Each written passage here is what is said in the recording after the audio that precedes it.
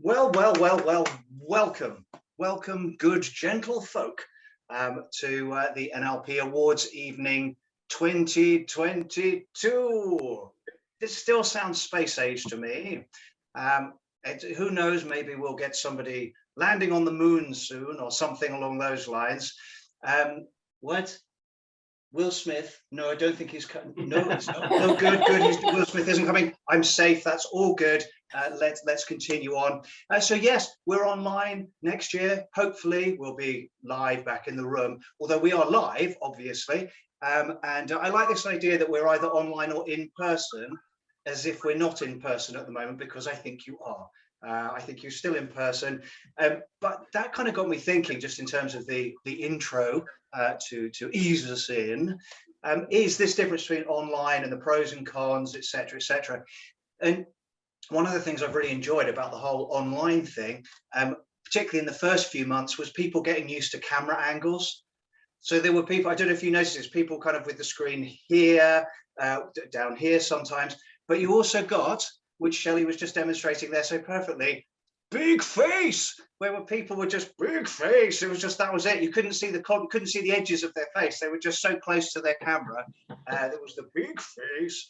And I actually had just recently my first moment in Zoom when somebody went, which was hilarious at the time, because normally it's freeze. Normally Zoom is good for just freezing people, and I hadn't seen someone do that. I dance, but there they went, off they went. Now, so there's the pros and cons, but live. Oh, I had my first experience for nearly 2 years of going to London, old London town, by which that means I have to drive to a car park, which I could still do, parking the car, had to cross the road. Now, it's not crossing the road that I'd forgotten about, it was being watched. And I don't know if you've ever had to try and do that run across the road when someone's kind of just allowing you to cross the road. So you're just sort of doing a little run across the road. And at that particular point, I forgot how to run. In the old days, I was very cool. Oh yes, I could run like well, anybody really. But on this particular occasion, I did this sort of slightly weird hop, skip, and a dance as I went across the road. Then I was walking on the pavement. Someone was behind me, and they were walking slightly quicker than I was, so they were catching me up. What happened at that particular point, I then kind of had this thought process, which was my strategy for walking just suddenly went a bit sort of wonky, really, because at that particular point, I thought, do I speed up? Do I sort of have a race with them now and stay equidistant from them? Do I slow down? Which then looks a bit weird as well. And in amongst all that kind of like, do I speed up? Do I slow down? I forgot how to walk. I just literally just almost stopped. I didn't know how to walk anymore. But that wasn't the worst of it. When I got on the train, have you ever, the whole kind of thing about once upon a time you could cough on a train and that would be okay, but now you're not allowed to cough on a train, obviously, for all good reasons. Have you ever tried to sort of suppress a cough and cough at the same time? I did, and the noise that came out was something along the lines of like that, which was bad enough. However, the woman sitting next to me, who was now regretting it, she did this thing where her bags were on the floor, my bags were on the floor. She moved her bags her way, with her foot. She sort of casually moved her bags over to one side. And I just kind of lost again the idea of what happens in the real world. So I thought I ought to do the same. As I reached my foot out, I didn't kick my bag, I just kicked hers instead. which then there was that beautiful, some of you will know this, British moment where we all just sit there on a long train journey, pretend it never happened. So yes, I'm, to be honest, therefore, as I'm still getting used to getting back into the real world, they don't let me out much. I'm quite happy this evening just to see those big faces. Anywho, I'm just kidding, that hasn't really happened. I wanted to explain the format of what is going to happen tonight. So we have 5 categories. Ooh, this is an awards. We have 5 categories, and each category will be presented by a superstar in the NLP world, a big face in the NLP world. Now, of course, the nature of Zoom, and one of the weird things about it and being online, is the nature of applause. Normally, if we're all in the room together, we do the big cheering and hurrah, etc., etc. Well, when you're on mute, that kind of gets a bit weird, because it's a bit like being I'm not pointing at myself when I say the word comedian, but it is like being a comedian on Zoom and everyone's on mute. And there's just like you're going, ha, funny thing happened to me on the way here today. And then there's just silence, deathly silence. So what we thought, Andy beautifully is going to provide some kind of canned applause, okay, which actually does genuinely sound. Oh, hello, no, stop it, stop. Oh, no, okay then. But what I thought would work well alongside that, to get you participating rather than just listening to people applauding from some 50, 60 years ago. What I would like, you know, that and I'm probably going to get this slightly wrong, but the deaf signing for applause is that kind of jazz hands. So I thought that would go, yay! So just that, thank you very much indeed. Yeah, just see how the work, if you're just watching me on big screen,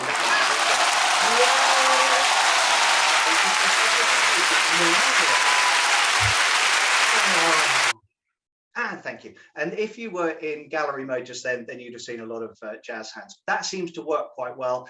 So I thought perhaps we could engage in that, and thank you for demonstrating that already. Good. Well, now, obviously, this is an award ceremony. It's a celebration, but it's not just a celebration. It's also an opportunity to support good work. And obviously the good work that the folks in the NLP field are doing, however, also to support charitable work. And at this particular juncture, I know I saw him on the screen there somewhere, I'd like to introduce Richard Hurst from Mind to tell us a little bit about the good work. Hi everyone, thanks Joe. Andy, can I share my screen this evening? Is that possible? I did try, and I know you've got some parental locks on there. Got some parental lock. Yeah. Oh great, there we go. Perfect. So that should be on your screen, and I will put that in a slideshow in a second. So evening everyone, thanks for having me along. As Joe said, I'm Richard Hurst and I'm head of operations at Mind BLMK.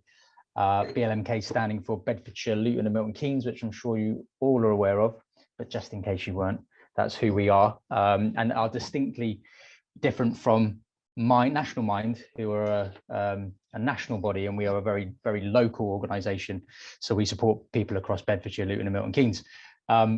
I won't go into too much of the history. I'm sure you can have a look online and see who we're about if you don't know, but I know many of you do know, because you've been amazingly supporting us for quite a few years now. I actually came first to this event in person in 2019. So Karen, you've got the retro 2019 gown on, and I'm the retro 2019 Mind BLMK staff member. So it all feels a bit 2019, doesn't it? Maybe we're all thinking of the days when we didn't have to do things online. But however, being online is quite lovely, because there's so many of you from all around the world here, which is amazing. So I have about 10 minutes. So I wanted to talk to you a little bit about Mind just briefly, and where we are since 2019, maybe, because it seems like a 2019 theme going on here. So I was at this event in May 2019, and I'd only actually been at Mind BLMK for about 2 or 3 months at that point. So I was very new to the organisation, and as an organisation, we had a turnover of about £800,000, and we employed about 30 to 35 members of staff at that time. And in the last 3 years, we've had an incredible period of growth. It's been a very, very challenging and difficult time for us, obviously, as it has been for all of us around the world. But equally for many of us as well, it's been a time of opportunity and a time where we can potentially step up in our lives and in our work lives to meet the needs that have presented themselves during this pandemic. And for Mind BLMK, that really has been the reality for us. So we've gone from that £800,000 turnover to a £2 million turnover, and we now employ just coming on to 100 staff. So our organisation has grown exponentially in a very short amount of time, which has been amazing and difficult and challenging and exciting, and lots of other things that I could describe it as. So what I wanted to talk to you about this evening, it was just one of our services. We've developed lots of new services in this period. Obviously, the need and demand has been growing in lots of different ways and in lots of different directions.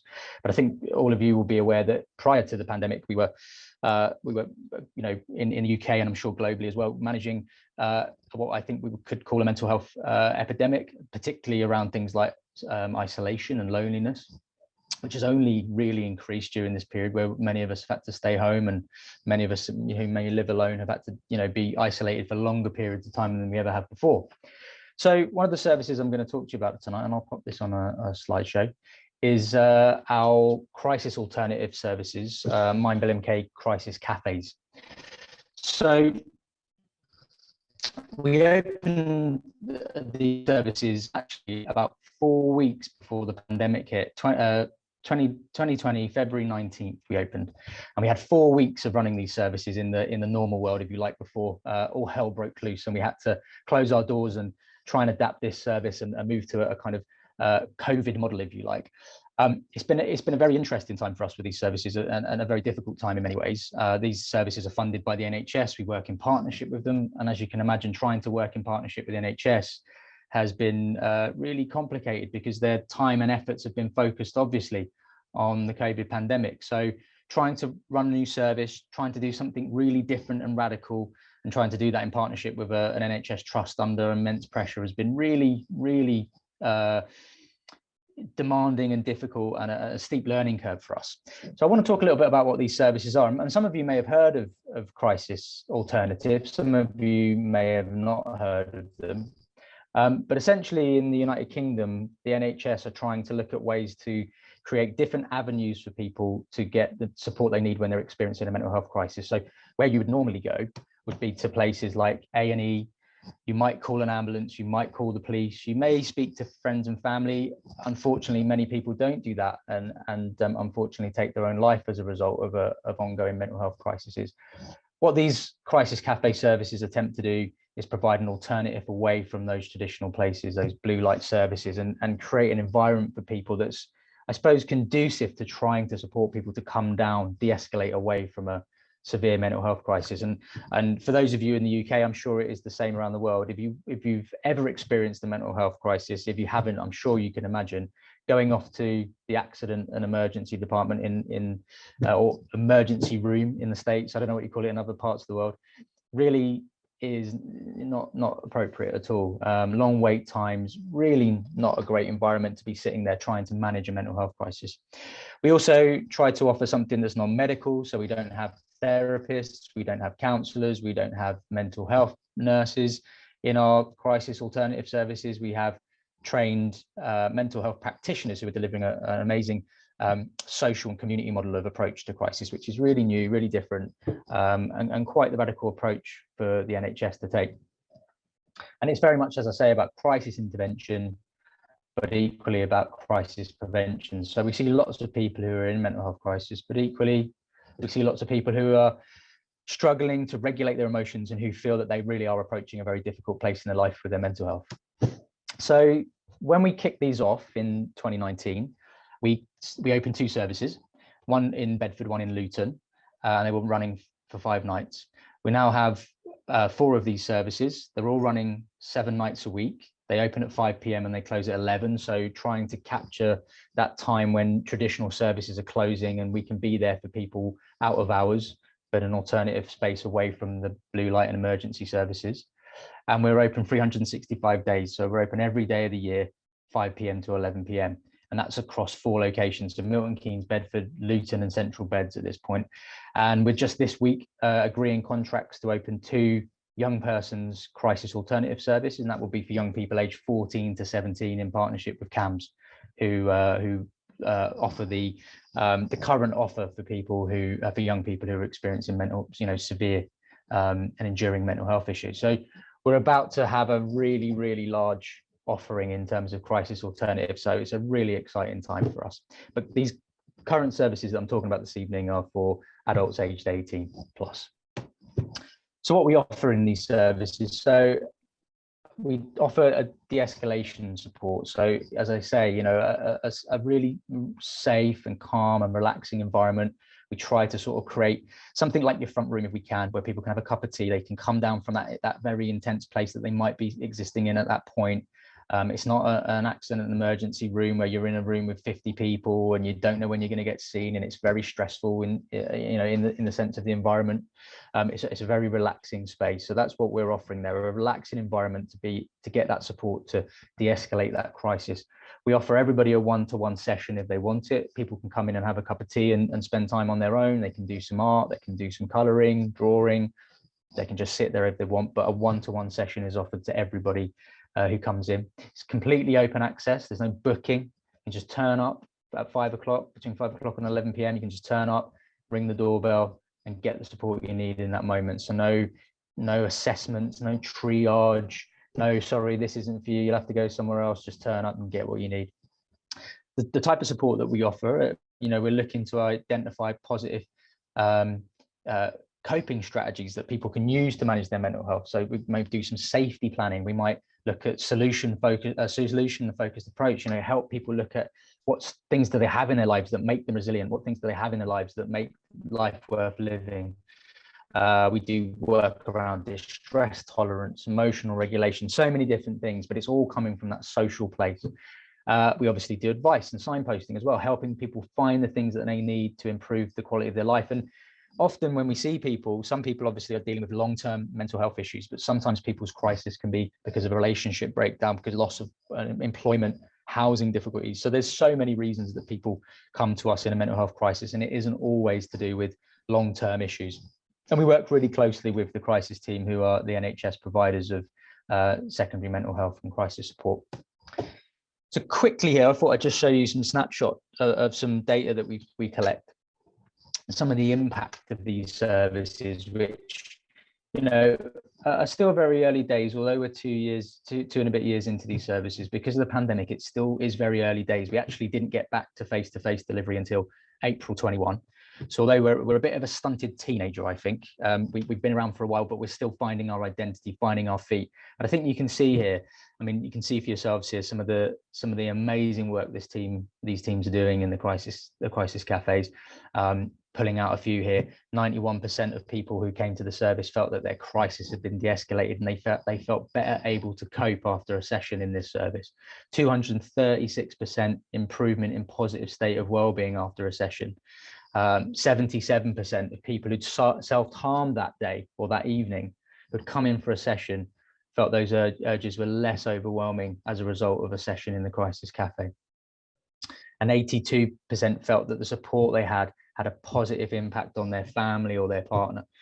So you can see just the amazing work that a service like this is able to do for people who are dealing with a mental health crisis, or who feel their emotional regulation is, they're really struggling to manage that. And then just a quote here from someone one individual who used our service. So I was definitely on the brink of suicide today. I felt like I had quite simply run out of all resources, that there was nothing else left for it, as following the correct channels was failing to get me the help I needed. Thank you once again. I've never felt so welcomed, especially out of hours. And earlier I was crying tears of frustration. Now I find myself crying on the sofa in sheer relief. And we had a wonderful message this week from an individual who'd come into this service again on the brink of suicide, really feeling incredibly hopeless, and who now, after the support from the crisis cafe, has found that they have found themselves to be in a much more stable position. They want to get out and start volunteering. They've even asked if there would be opportunities to volunteer in the crisis cafe. So this kind of social level of interaction can just be so meaningful for people, and can really change the way people feel about themselves and the lives that they're living, and the difficulties that they're dealing with on a day-to-day basis.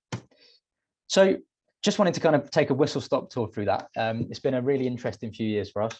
As I say, lots of growth, and I think these services are particularly where we've had some really exponential growth. And as I say, from 2 services opening their doors in February 2020 to now almost 6 services covering the BLMK region and supporting people every single day of the year. It feels, for us at MyBLMK, an amazing achievement to being able to kind of firstly secure these services, but equally kind of get these services going, mobilize them, get them off the ground. And as you can imagine, trying to keep these services staffed and running 7 days a week, 365 days a year is quite quite the challenge for the managers of these services.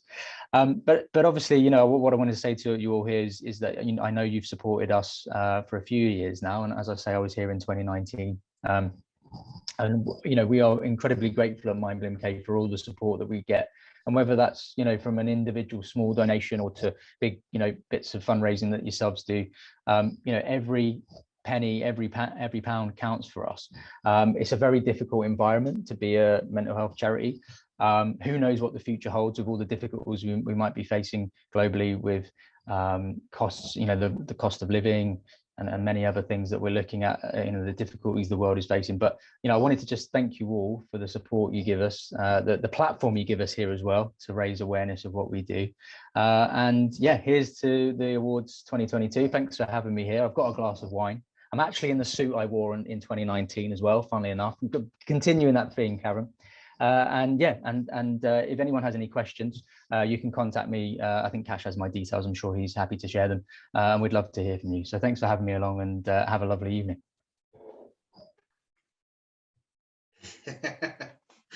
Fantastic. Thank you very much, Richard. Thank you. So what I've loved, by the way, whilst Richard was talking, you had lots and lots of, I don't know if you're aware of it, but you had lots of kind of messages of praise and support and thank you. So if you look at I'll dip in there now. Yeah. Yeah, if you dip into chat, you'll see that. I quite like the idea, Karen, next year when we're live, maybe on the podium, we could have, you know, like, you know, all the messages still coming up. But then again, maybe there would be just be saying, will you please hurry up or something like that. So maybe it's best not to. Anywho, fantastic stuff. Well, you know, it is time, is it not, to begin the awards process. And the first award, by the way, there is quite a high probability at some point I'll get overexcited and then kind of like miss a bit. And then Karen will be going, no, come back. And I will come back. But I think I'm on track for now. The first award is business. And here to announce the award is Sue Knight. But let me just say a couple of words. My first, my first exposure to what? Exposure is not rude. No, you know what I mean. My first exposure to Sue Knight was, of course, her book NLP at Work, which is now apparently in its 4th edition. Fantastic stuff. Yay! One of the reasons why I particularly loved it, well, and still continue to, is because it was very much accessible, making NLP accessible and engaging to the business community, which is sort of my world. Really, so it was probably one of the early books that I read about NLP. Our paths have crossed very briefly, although I'm sure Sue won't remember this. However, much to my regret, we haven't yet had a chance to kick the breeze. Perhaps one day we'll be able to. But from the little bits and pieces I see in kind of posts and such like, it seems to me that Sue is very much like a kind of, I would equate to an NLP equivalent to Santa, in that it seems that she travels around the world. She's like a globetrotter, traveling around the world extensively to bring the gift of quality NLP to people all around the world. So, my friends, please welcome Sue Knight. Thank you, Joe. And thank you, Richard. It's just a remarkable frame within which to be presenting things this evening. You know, it's so significant, the work you're doing, so I felt very moved by that, so thank you for that. Yes, it's my absolute amazing, isn't it? I have a gold envelope. I feel very privileged, very honored to be announcing the awards for NLP, because as Joe said, NLP in business at work is very close to my heart. It's still a very personal process, but I recognized many years ago that they were just separate things. People didn't realize the importance of finding true potential, of being happy at work, of being fulfilled. And one of the reasons why I think it's so important is that when people have awareness, when they're searching and finding excellence for themselves and in business, they affect the teams of which they are a part. They affect the company, and those companies affect the world. And I thought, you know, this is a very direct, very powerful route to shaping what happens in the world. And I really feel that there's never been a more significant time when we need to look at ways to influence the world. How do we create that awareness and that search for connectedness and love? So I think all of you are doing this, and those of you especially who are doing this in the workplace, it goes way beyond just the workplace. And I really acknowledge, and I'm delighted that, you know, this is carrying on in this way. I wish that we would reach a tipping point where the principles of, you know, what we seek with NLP becomes the norm, and that overrides everything else. So it's very significant to be able to acknowledge those of you who are contributing to this. Well, all of you are. And so it's my privilege to announce the finalists. And the one of the finalists is Cherry Africa.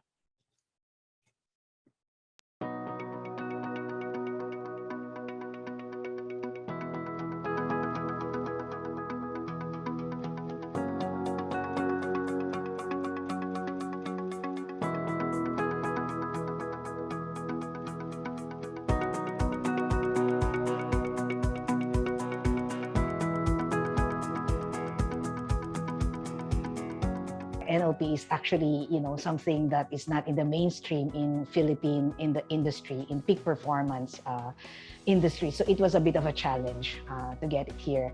Now, 10 years after, I think we've, you know, done a lot of work. We have overcome a lot of barriers and limiting beliefs, and we are here working with almost 500,000 people in teams and teams. And we continue to actually do fired up work, especially in the pandemic time. So NLP has actually helped us a lot in changing perspectives, points of view, mindsets, and it's just magical, this entire journey.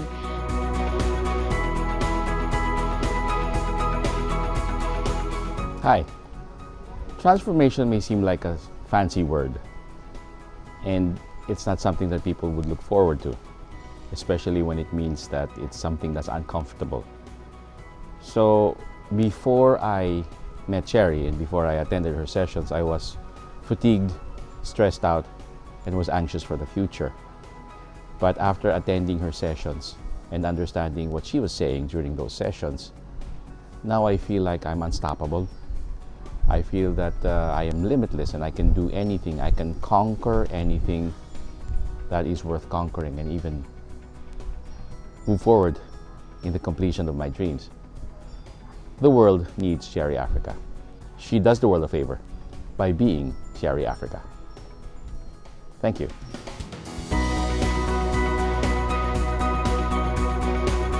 We focused our work in culture building, in trying to grow teams so that we could actually have more people who are committed to the practice of changing organizations, leading people, making things better, taking them out of the victim mindset to a space of creation and innovation, and in the process, building results for their teams. It's been a great journey, and NLP has helped us with all the tools, the mindsets, everything.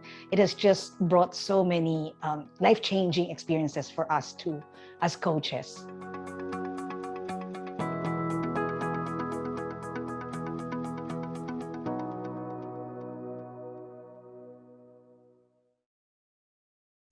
Wow, beautiful video, beautiful work.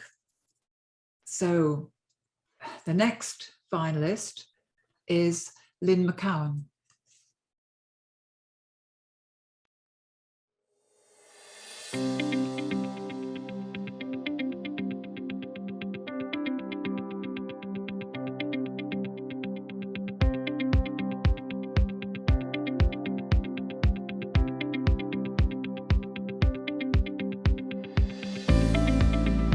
Hello, Lynn. I guess you weren't expecting to see me pop up here. Your unique skill and energy for your belief in what you do enables you to reframe any situation, no matter how challenging, into one with clarity, vision, goals, and direction. You assist people to really see their inner selves and to refocus on what will bring them joy and what will assist them achieve what they want to achieve in their life and in their career.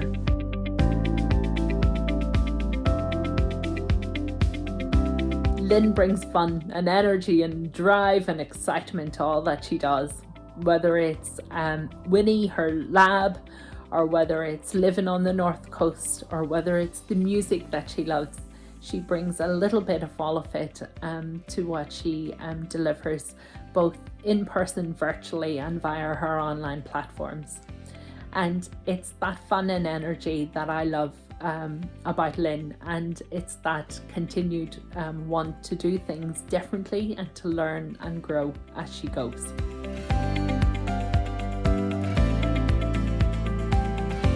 So I used every part of it, of NLP frameworks and my blend of HR, to see how can I make a difference and make this so usable and friendly and easy that they don't just learn it in the training that I go through with them. They actually are having conversations with NLP language.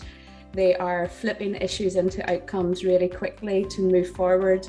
They are recognizing when people have blockers and actually having coaching conversations. And I use logical levels to extreme levels on most things to do with people and culture, and really that's the narrative of what I help leaders help join the dots for people to be re-engaged in why they do what they do and what the overall purpose is of them and their impact and the value they bring and what that means for the organizations.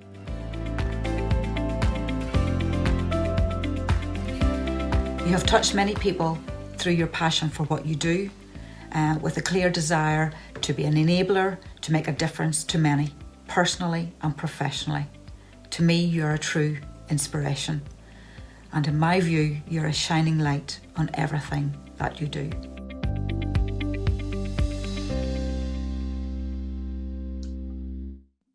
Wow. Fantastic words like fun and wow, amazement. And the next finalists are Charlene and Christiana.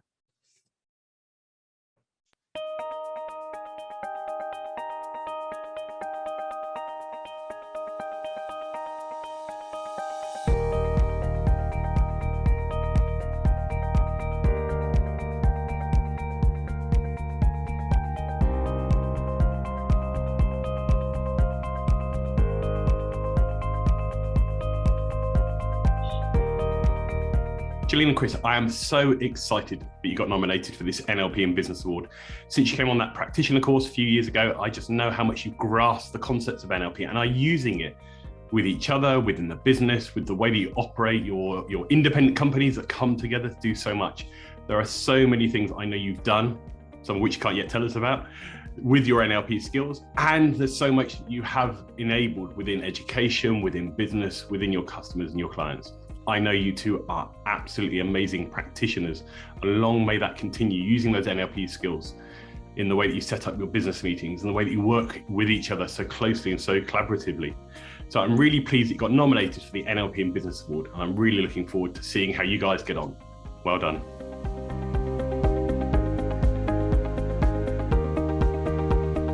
So Charlene and I are a strategic partnership, and what that means, we are two businesses and two managing directors who come together to deliver a breadth of communications and support work for organisations to really help them make a positive difference to the life of others, and that's what we're really focused on. So it aligns to our values, really about changing lives. And over the last, I keep getting my years wrong. I keep thinking it's 2021 and it's not, we're in 2022. And so over the last 3 years, we've worked on some really high profile things which are about benefiting people's lives. In the midst of that, we've had the global pandemic, which has impacted everyone. We've worked with a multi-academy trust. We supported go from having 4 schools within the stable of family of schools to 7, and again it was working with the executive head and the CEO and all the head teachers within the schools to support them. We don't really, the thing is, we coach them, but it's not about just the coaching, it's the conversations that we have that underpin that support, really. And we bring the NLP practical tools to, you know, how we work together and then how we work with them.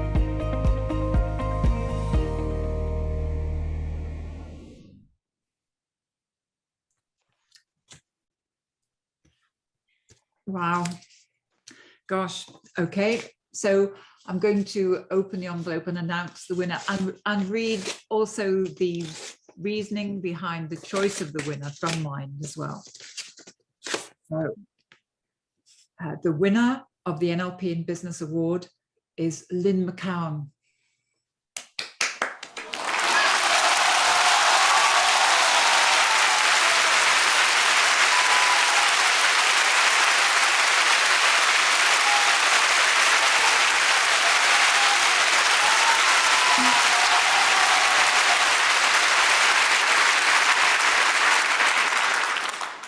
You're really set up for a party there, Lynn. And congratulations to all of you. It's just remarkable to see the work that you're doing. And the independent panel at Mind said this, Lynn was very personable and demonstrated that she had the ability to transform her skills from previous professional careers and apply to her NLP work. She is inclusive in her approach to practice and delivery to a wide audience, using the knowledge of frameworks to implement change and belief in others in the aim of positive outcomes. She demonstrated her belief in holistic methods in the application of NLP and attributed to empowering others to achieve a positive outcome. It is clear from the nomination the inspiration Lynn has instilled in those she has worked with. Congratulations, Lynn. Would you like to say some words about your achievement there? There's two people in this room that's definitely going to have a few words said to afterwards. I did not expect that, and it was a lovely, lovely surprise. But most importantly, the biggest surprise of all has been to be recognised for this award, never mind be the winner of it. And it's such an incredible award because I know each of the work that each of you do is incredible too, and to be recognised and be along with each of you, whether you're NLPers, coaches, professionals, and whatever you do, it's just mind-blowing, and I'm slightly in shock and also really thrilled. So thank you so much for awarding it to me, and a huge congratulations to the other finalists as well. I think everyone in this community is absolutely awesome, and keep doing what you're doing. And a huge thank you to the NLP community, to Cash, to Karen, to the team, and also for the kind words of everybody, from Karen, from Maura, from my colleagues, the clients that trust me. I couldn't do it without their absolute trust in knowing that I'll take them on a journey that works, and I really believe in the power of NLP and the frameworks that I use. And it is all about them, to help them thrive in business and to help level up teams and help individuals and lift them up as well. So thank you, and thank you also to the kind words of Mind as well, and for Richard's contribution earlier. Truly inspiring. Thank you very much.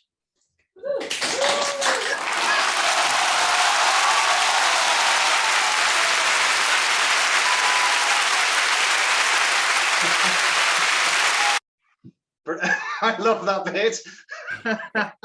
Why is that comical? It is for me in my little world. So yeah, brilliant. Well done. A huge congratulations to all of you. Business is my world, organizational psychology, bringing NLP into that. So, you know, I will do this as well because praise you highly for that. Brilliant. Thank you. Well, excellent stuff. The next award. We move on. The next award is Education and Research. And here to announce the award is Julie Silverthorne but just a few words.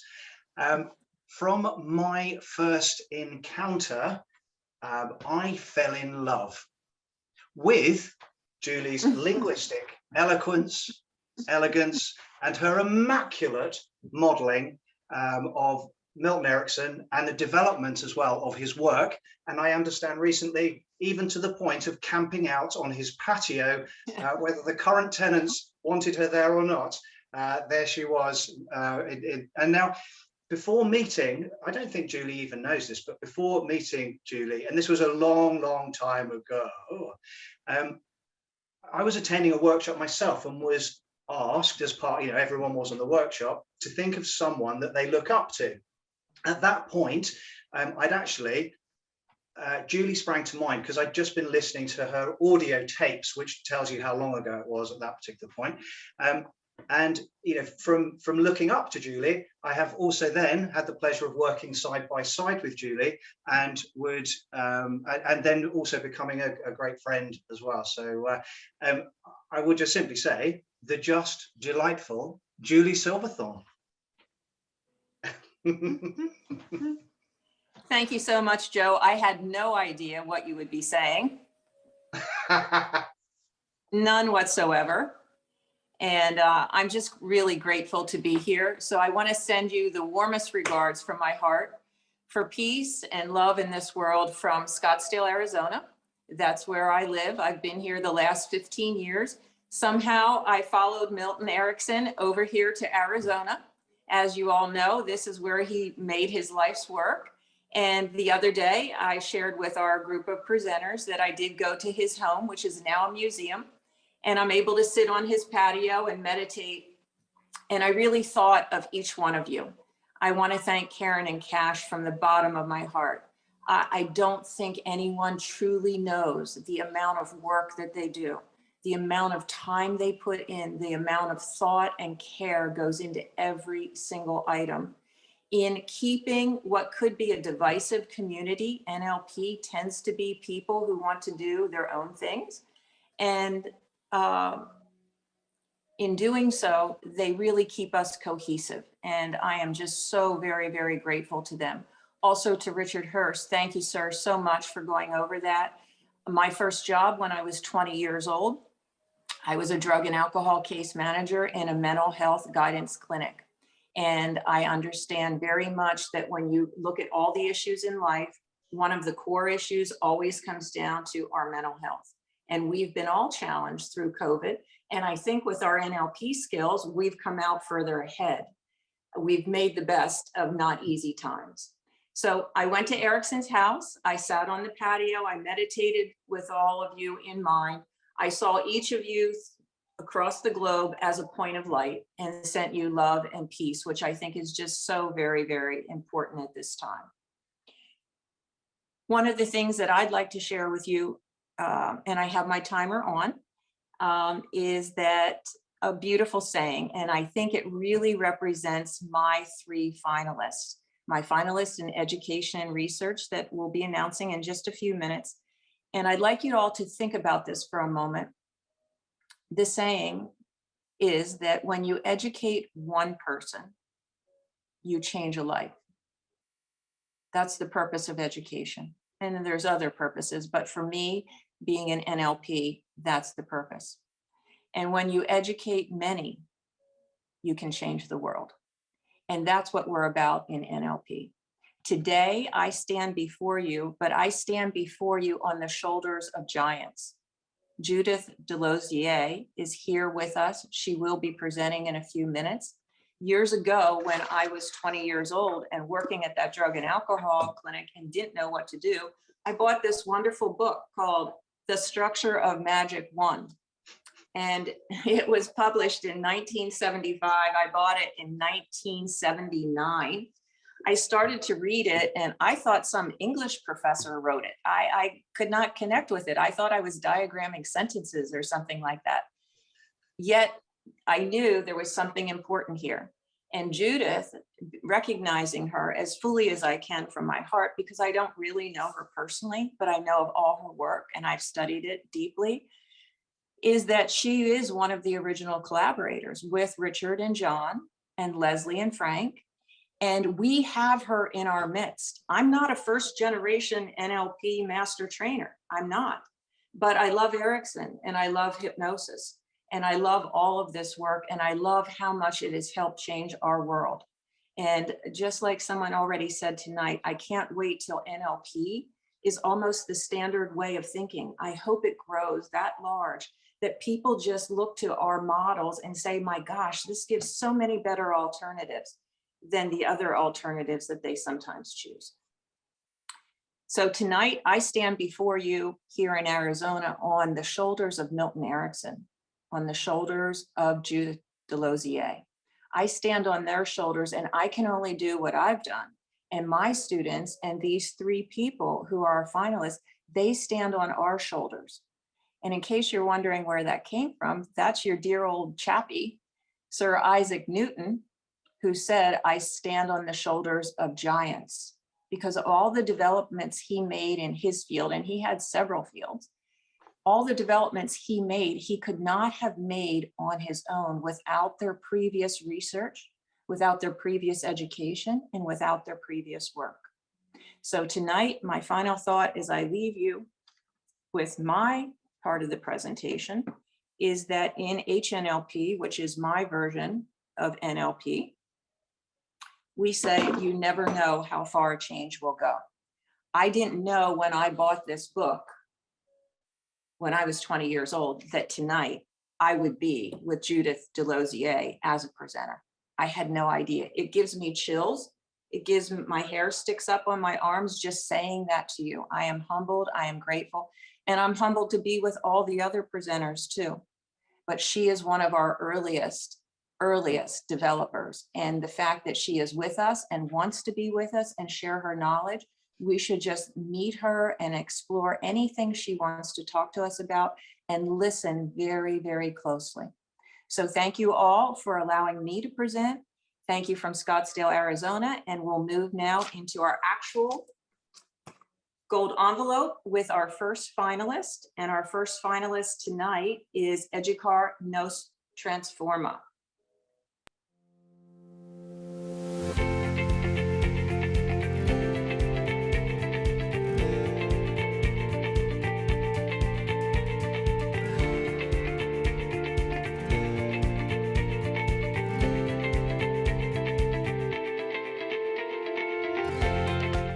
My name is Tabisoma Ilula and I'm an NLP trainer based in South Africa.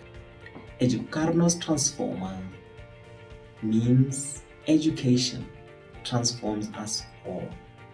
And indeed, Bullying Tickles Me is an educational program simply to create and educate children between the ages of 5 and 12 to embody concepts of respect and empathy in their attitudes and their behaviors.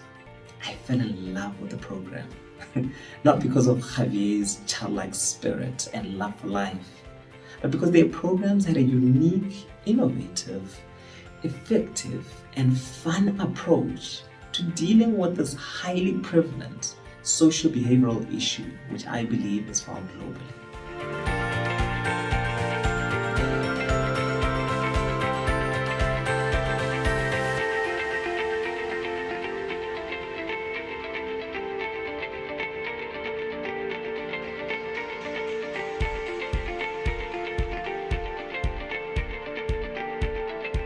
What stood out the most for me at that moment was simply their passion and love for working with children. I also just love how they're able to just complement one another and how they just remain curious and always willing to learn and find better ways to deliver their content. I love mostly their ability to communicate effectively across different cultures and different ages.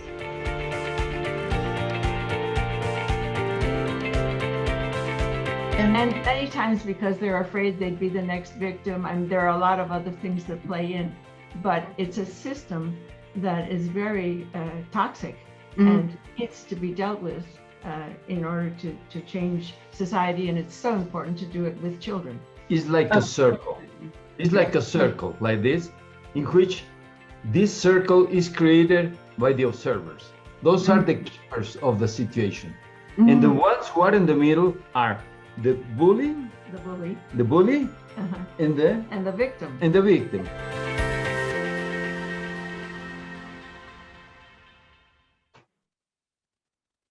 Wow.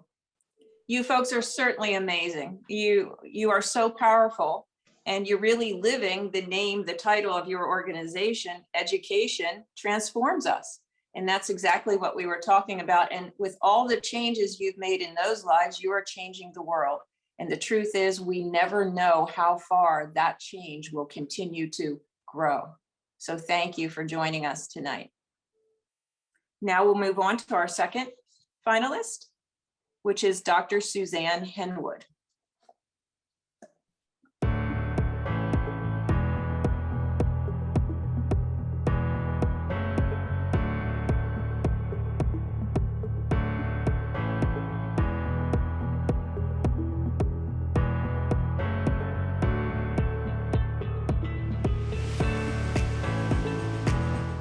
I'm absolutely honoured and totally delighted to introduce to you Suzanne Henwood.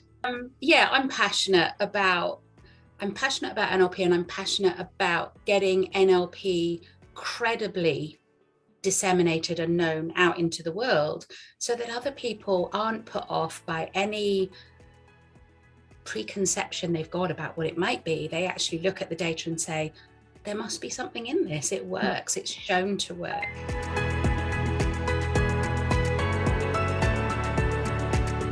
With nearly a decade of experience as an associate professor in health and social sciences, and significantly more years as a trainer, coach, and mentor to many, I cannot think of anyone more deserving of this award.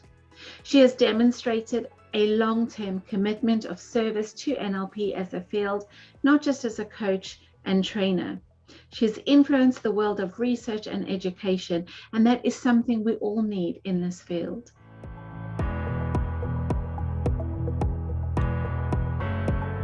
She's also been involved in empirical studies around NLP, in fact two, one around height phobia, which was published in a peer-reviewed journal and has been disseminated via several academic conferences by its lead author, Professor Bruce Arrell. She was involved in a second study with Professor Arrell around submodalities and pain. She has presented numerous research papers at conferences and offered research mentorship to several NLP researchers over the years. She has also authored 2 books related specifically to healthcare, one on coaching and one on leadership, both promoting the use and benefits in healthcare.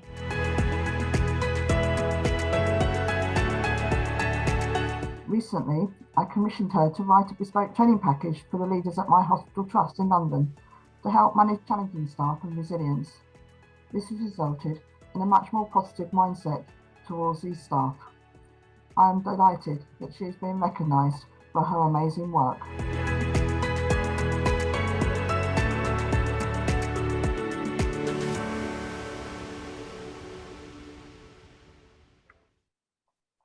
Wow. Very amazing, Suzanne. Thank you for gracing us with all of your work, and thank you for sharing everything that you do. I feel that from my heart, tremendous amount that you've achieved. And if I go back to sharing that when we educate one person, we change a life, but when we educate many, we're changing our world. The world that you're in is your world there. So everyone who's listening tonight, if you think, wow, I want to make a difference like these people are, the Ericksonian way is to utilize what's in front of you. And you have done that, and you've done that remarkably well. Remember tonight, we're all winners. There will be one final winner in the gold envelope, but we're all winners tonight. So thank you, Suzanne. And the next finalist is Zoe Carroll.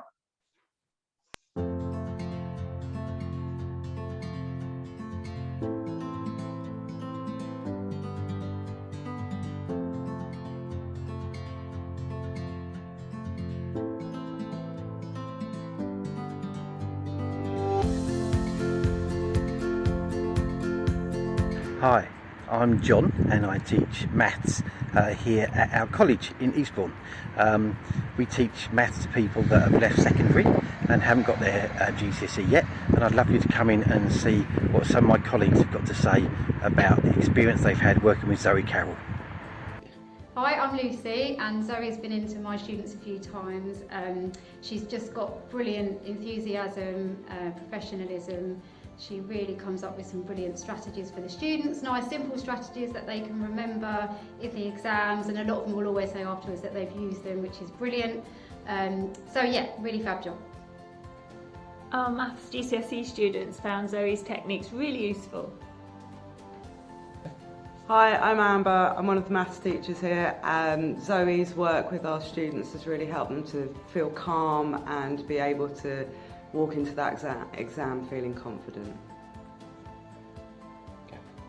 Hi, my name's Laura Merceron and I'm an English teacher, and I'm just saying how amazing Zoe was when she came in to help us out. She dealt with people's anxiety and taught them methods to use in exams to make them pass. Thank you. They look Laura. up. So from all of us here at ESCG, thank you Zoe for helping so many young people with their anxiety and giving them the best chance they can in their exams.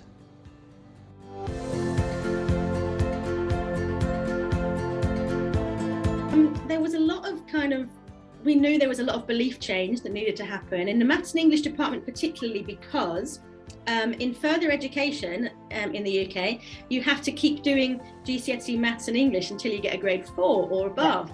And so a lot of these students were believing that they were a failure, that they didn't have the skills, and so they were really demoralised, didn't think there was anything they could do. And just to give them that power and say, look, you can. You know this stuff, and if you go into the exam and your mind goes blank, there's still stuff you can do.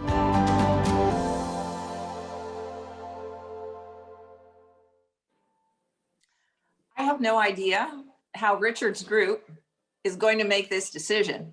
Zoe, you're amazing. I refer you to another book that you emulate beautifully, My Voice Will Go With You by Milton Erickson. And he said, my voice will go with you and be the sound of your students, your teachers, your friends, your family. And what he was really saying is, as I educate you and share this with you, my voice will become your voice. And I think probably your students and these people who you're working with say, I heard your voice inside my head. I remember what you told me to do, and that's what I did. And all of a sudden, I didn't have the anxiety anymore. So you're very Ericksonian. You're all winners. However, we do have a final winner. How mine decided, I have no idea. So I can't wait to find out what they say in here. I'm going to go ahead and open the gold envelope right now with my paper cutter and look and see. And I'm a little nervous. Educar Nos Transforma is our finalist tonight.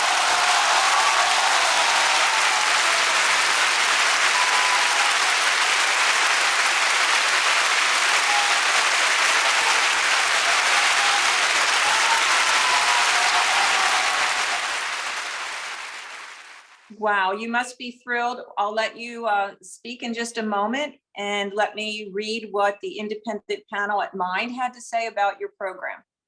Wow, the passion that came across was so inspiring, and the work that they have undertaken using NLP is monumental.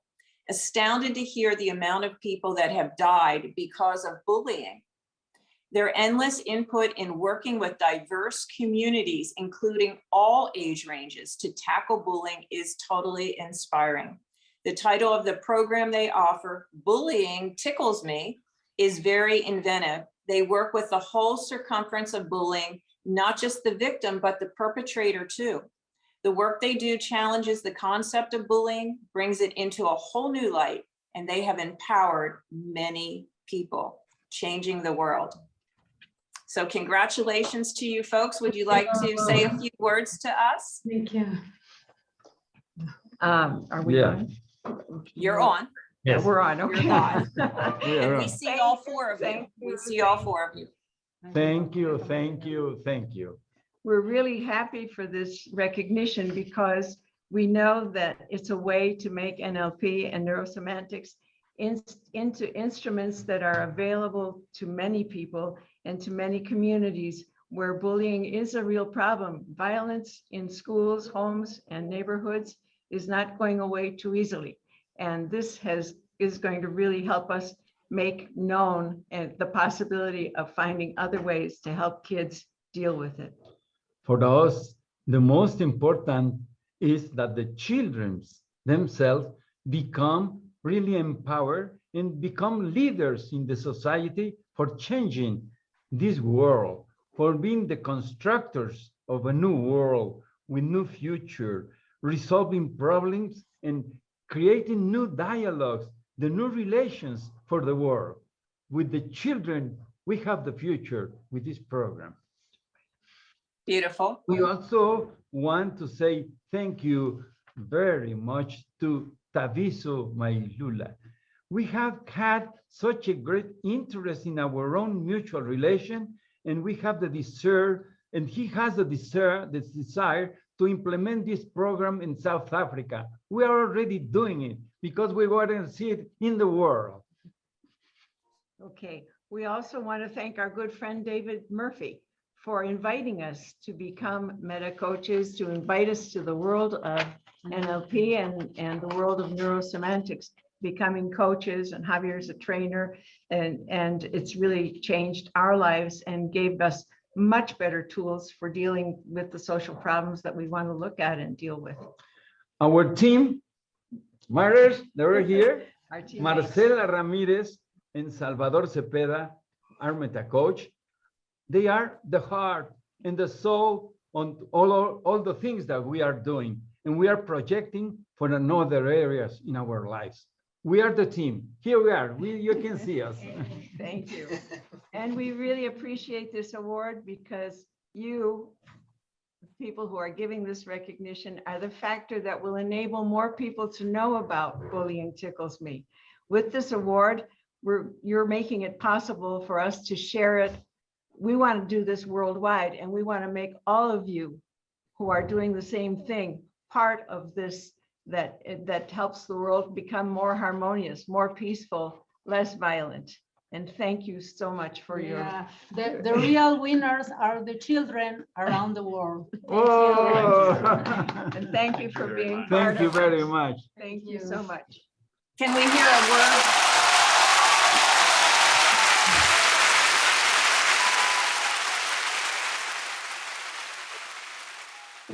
Oh, wow.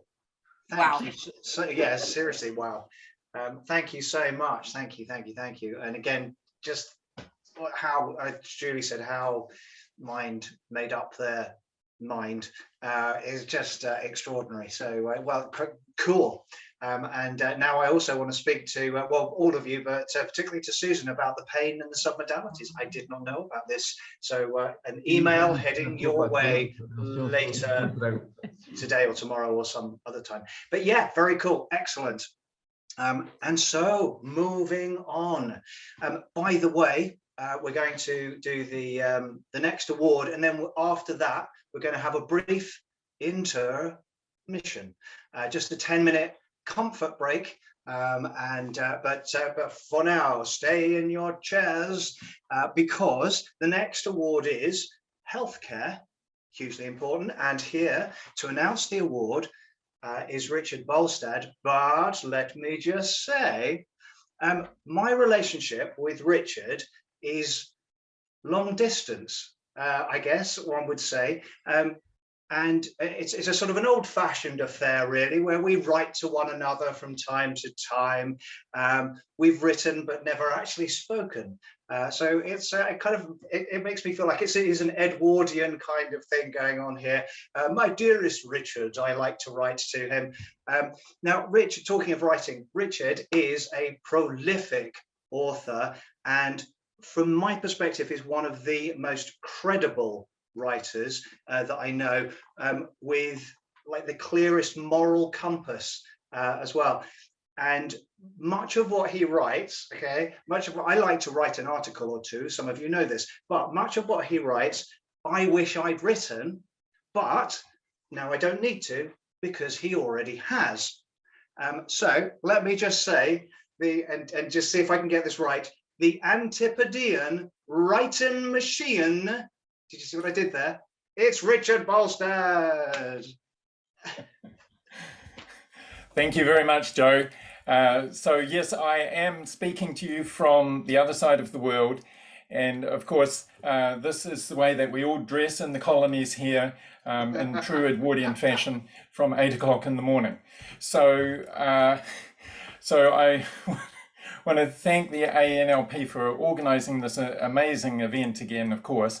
And I have 3 amazing finalists to introduce to you as well.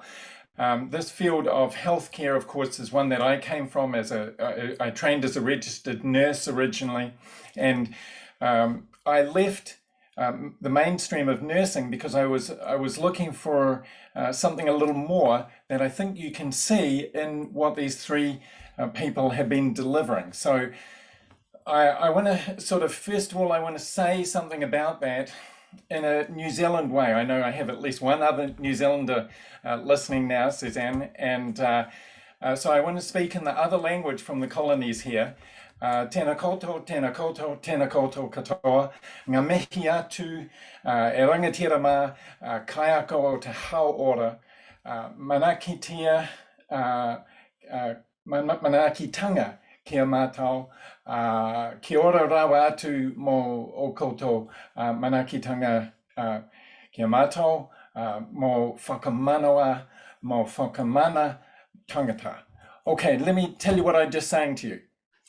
So first of all, g'day, welcome. And secondly, greetings to you as leaders in this field and as teachers of health. And thirdly, thank you for your manakitanga. The nice thing about different languages is that you can say stuff you can't say in the other language. And manakitanga means giving, but it means in the sense of blessing by giving something. And I think that's something that all these 3 people are doing. They're giving something like health professionals would, but in a way of blessing the people that they give it to. And the last part, whakamana tangata, translates as empowerment.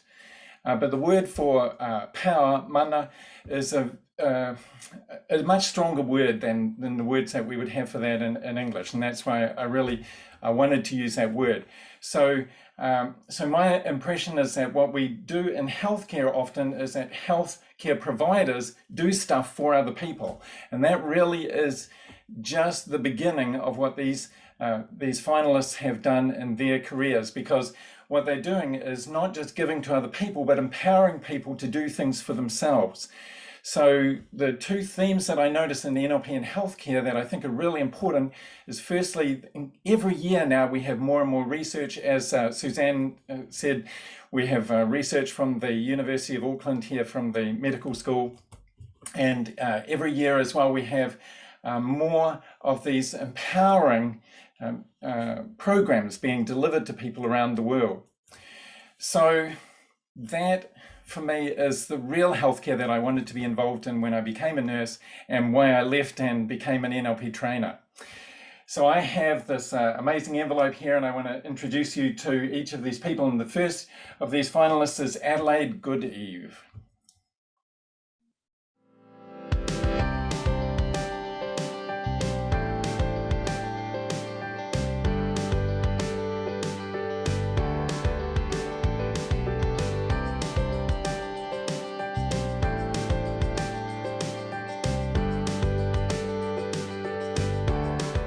Hi, my name's Helen Harding.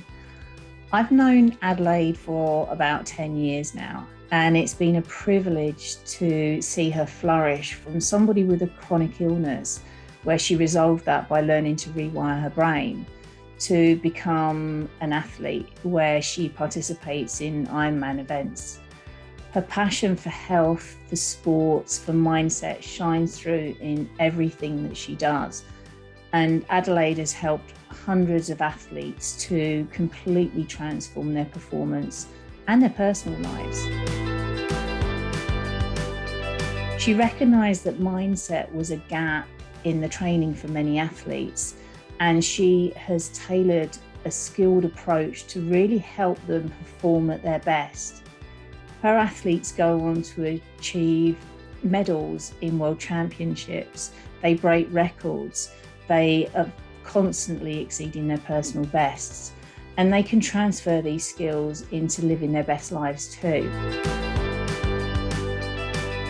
Adelaide also practices what she preaches, so she's constantly working on her own health, her own fitness, her own mindset, so that she's top of her game too. So I have members who are Ironman distance triathletes, so it's long distance triathlon, all the way through to kind of doing 3-day canoe races across the Yukon, to just running, doing sprint triathlon, and those who do triathlon as a hobby, but actually they want to implement that athlete mindset into their business and as well, and take that to the next level.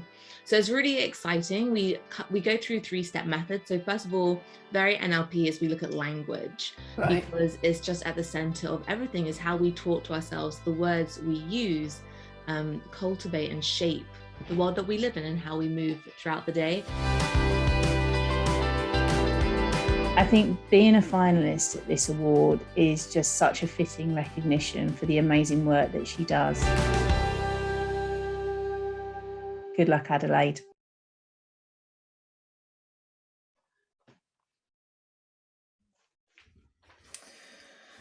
Wow. Yeah. So once again, blessing and empowerment.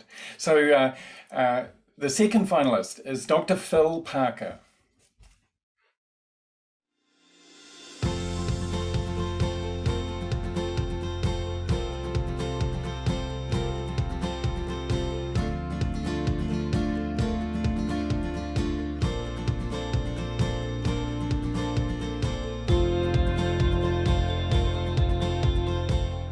Congratulations, Phil. Having worked with you for over 12 years, I'm in such a privileged position because on a day-to-day basis, I get to see and hear from clients whose lives have been transformed because of the work that you do. So literally every day, I speak with someone who has in some way been left behind by mainstream medicine, whether it's a condition that is difficult to diagnose or a condition that conventionally is difficult to treat. One way or another, they've been handed a prison sentence, which is at the best you can learn to live with this. And yet you, through an extraordinary combination of wisdom, compassion, extraordinary creative genius and a very big dollop of perseverance, have created a solution that enables people to take back their influence. I speak now every day with people who talk about having their agency back and who are living flourishing lives because of the work that you do. Absolutely. And again, the stories are incredible. People going from, having a viral illness, COVID, not recovering properly, having to just lie down all the time for weeks or months at a time, and doing the lightning process, doing NLP, and then running marathons, going back to work, being completely well. And it's just amazing to see. And again, it speaks of both the power of this work and the extraordinariness of the human body, the mind-brain-body connection to shift, physical illness and get back to real flourishing wellness. And when it's really mattered over the last couple of years, you have stepped up to the plate with a truly awesome generosity of spirit, creating easy to access solutions when people have really needed hope. And that has been a real privilege to watch and to work with you. I say with immense gratitude for someone who's personally benefited from your work, as well as on behalf of my clients. Congratulations once again.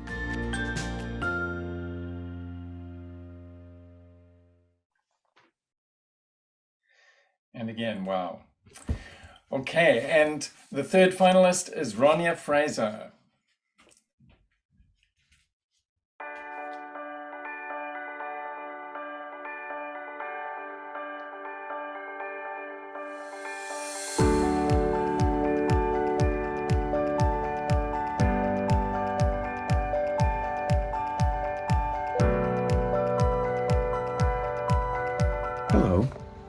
My name is Steve Rudin, and it is an honor and privilege to support Ronia Frazier for the 2022 NLP Awards in Healthcare.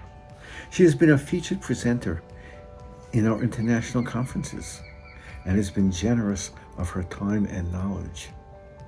Her groundbreaking work in narcissistic abuse recovery has helped many survivors become thrivers.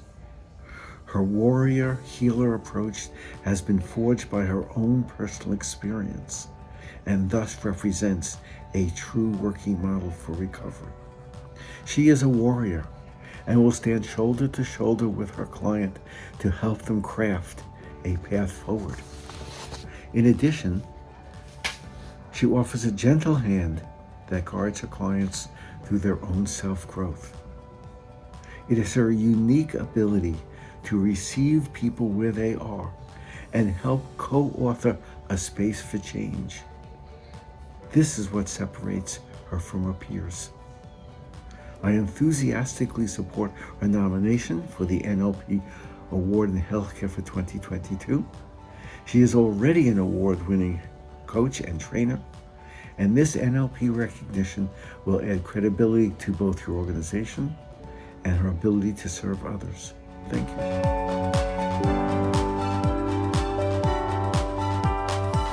Being nominated for this award, it really sends a very profound signal to all the abuse survivors out there that, first of all, they're being taken seriously, maybe for the first time ever, because they've experienced so much rejection and just judgment, not being taken seriously.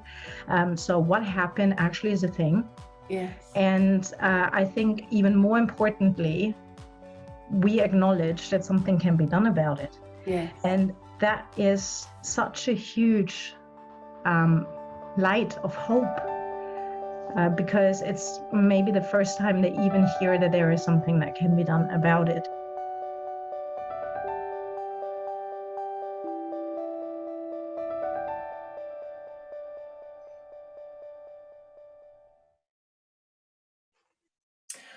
Wow, it is so cool. Okay, so thanks, folks. So once again, manakitanga whakamana, that sense of giving and that sense of empowerment.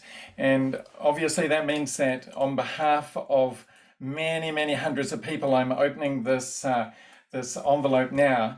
And on behalf of many hundreds of people, someone is officially the winner here.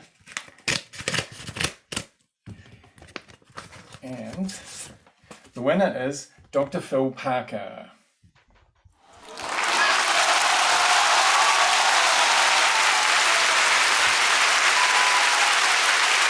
Okay, congratulations, Phil. And let me just tell you what the independent panel at Mind said about Phil Parker. Phil is experienced in the field of health and has shown that through his working practice, developing the lightning process, which has supported and helped so many people worldwide. His work during the pandemic is very inspiring, reaching out to healthcare workers to support them through the pressures they faced every day during this time. Offering online NLP tools to those workers has proved to help their own mental and physical well-being immensely.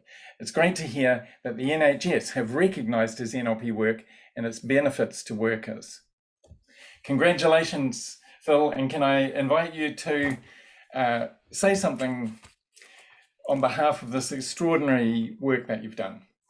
Well, thank you very much, Richard, and it's particularly lovely to hear that from you.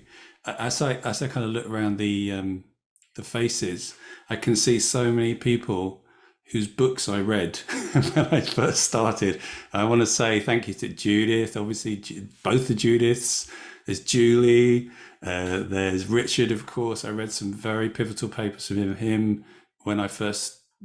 So the lightning process happened when I used all my tools and they weren't working, and I was like, what do I do? How do I? So I started to. The lightning process comes from modeling stuckness, understanding how do people not thrive when all these opportunities are available to them, what's going on there. Robert as well, Robert Dilson, of course, you know, the founders of NLP, the people right at the beginning, is so important for everything that we do. And as Jude said in the really nice piece she said about me, you know, about the work we do, it's that thing about prison. You know, often people know my history, that I severed my hand and was told I'd never move it again, which turned out not to be quite as accurate as they said. That idea that when we get a diagnosis or a prognosis, this is what will happen, which means forward knowing, guessing about the future, checking in and stepping out of those statements as truth and questioning, well, I wonder if that is true. And I think NLP has so much to offer in that space, because we know there are so many people who are parked on medications and in side alleys where they are told nothing's possible.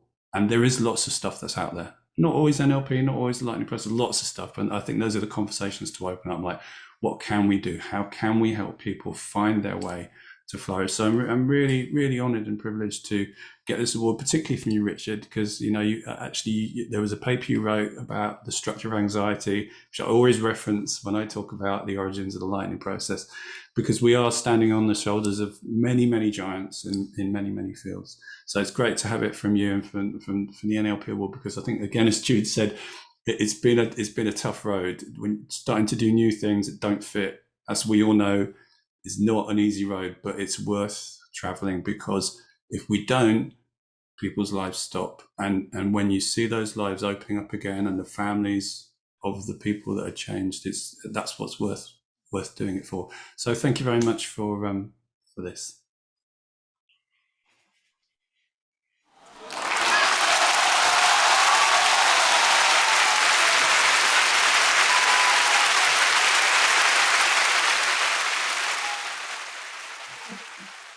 Oh, I love that. Thank you so much. Yeah, and congratulations to all of you. That's just so very, very cool. I'm still tickled by the whole not the bullying bit, but the applause bit. That we wait for the applause. Is there going to be any? It's a surprise, and yes, then the people in some etheric other world begin to clap for us. I love it. I love it. I love it. Now it is time for an intermission, for a 10-minute comfort break. So please feel free to fill up your glasses, do whatever you need to do, have a dessert. I don't know what you're going to do. It's up to you, really. You will find all the drinks, etc., in your kitchen. So your choice. In that case, we'll see you in 10 minutes. Oh, hello. I've just been spotlighted. By the way, you don't know whether there was actually an intermission, you know, put in there. Maybe I just put it in so I could go and get myself a glass of wine. Hooray! Me emceeing the NLP Awards. What were they thinking? Anywho, right, I'm actually going to take myself. I've just been talking to myself there on the big screen. That's really weird. Gallery, that's better. That feels less pressure. Good. Well, let us continue our journey together. The next award is Public Service and Community. And here to announce the award, I'll put my wine down carefully, is Judith Delosier. But let me just say, I met Judith a few years ago. It was at the NLP conference. That's obviously where I tend to meet people. But it was particularly at the Leadership Summit meeting. There was a Leadership Summit meeting. A few of us gathered in a room together. And this is the reason why I'm mentioning this, is because I was with my wife, Melody, and Judith had never met us before, but treated us as if we were friends. And, you know, as if we'd known each other for years. And what that kind of got me thinking, and also just kind of interacting a little bit and watching Judith, and it felt like, you know, it was already been mentioned, a giant of NLP. I don't know how you feel about people standing on your shoulders. However, you know, I would sort of say, therefore, like a member of NLP, obviously from a British perspective, a member of NLP royalty, however, one of the people. rather than kind of like, oh, I'm over here and I'm not talking to anybody. There was no thrones. It was just normal chairs. It was all good. It's like she's been given a pedestal, but she never seems to take it with her. You know, she just kind of keeps it real. And I say that word real in a very, very, you know, that kind of takes me way back to my whole kind of the early origins of my personal development days, and being real and keeping it real. And that is very much my experience of Judith. So, you know, my experience of Judith, welcoming, warm, wonderful, Judith Delosier. Oh, wow. Thank you. Thank you, guys. I'm so moved, actually, to be here with you all. I'll try really hard not to cry, Karen, because I know you probably are too. To be standing in a community with such amazing people, colleagues and co-collaborators and friends, sisters and brothers from around the world who make my life meaningful because of what you do with something that I had an opportunity to touch over the years. So my deepest heartfelt gratitude for your work, all of you. And you are all winners to me. And it's such an amazing moment to be able to celebrate each other and what we've done. And, you know, Joe, goddess is okay. You know, goddesses of NLP works for me. It's okay. I have the opportunity, and I'm thrilled about this opportunity to give the award from NLP in public service and community.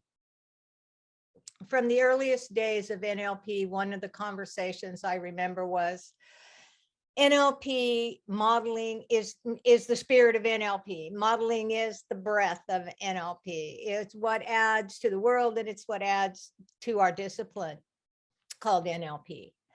And I can remember John Grinder saying, or maybe I said it, oh, well, you know, revisionist history works, right? That people model for two reasons. One is we model because we're greedy. We see some amazing thing happening in the world and we go, oh, I'd like to do that. I'd like to be able to do that. And so we take our little box of tools and we go out in the world and we try to uncover and reveal the success factors that are resting there. And we try our best to make a description of that other people can use and appreciate and pass on. But there was another way, which I think has to do, at least from my perspective, about community service, which is you look around the world and you see a need and your heart starts to beat a little faster. And maybe it's got emotion with it. Maybe it's, you know, somebody's being hurt, like bullying, kids are being hurt. And not only is the kid that's being bullied being hurt, but the child who's bullying has also been hurt. And that awareness is so important.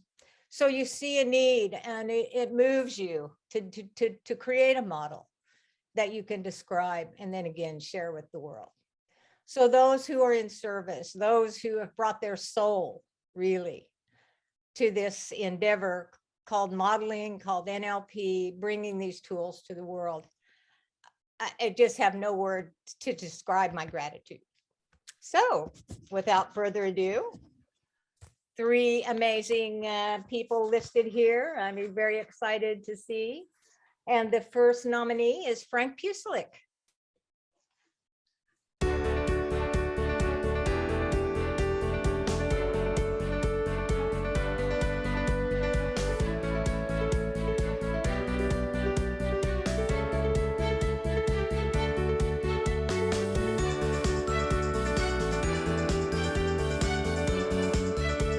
In the last 4 years, I have trained 6,000 psychologists in Ukraine. Right. But I made a stipulation. I'm not going to train just the counselors. I'm going to train the counselors I'm going to train the psychologists. I'm going to train the professors in universities that are training those people. And I'm going to have soldiers in every one of those programs. At least 10% of the people in those programs will be combat soldiers. Right. So the combat soldiers became the resource of relevant experience for all of those 6,000 psychologists. I ended up spending 2 years training 600 of them, 36 days over 2 years, to become leaders of those centers in the Ukraine. Exactly the way I did in Russia and exactly the way I did in America. And now we are now opening, I think, center number 11 in Ukraine. Oh my goodness. And they're doing incredibly well. And I'm blessed to see my soldiers. I call them my soldiers because they feel like my soldiers. And a lot of them are now opening centers, volunteering at centers, becoming important people in their communities, having happy families, and so forth. And they're mine. I love those guys, and I'm so proud of them, and they're doing really, really well.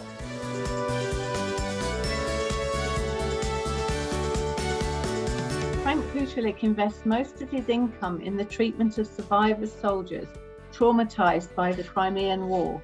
He looks for them in person as he knows the places where they usually take refuge, such as under bridges and train stations. After a few months for one, years for others, they return to active life, manage to find work and start a family. They are restoring their long-lost dignity.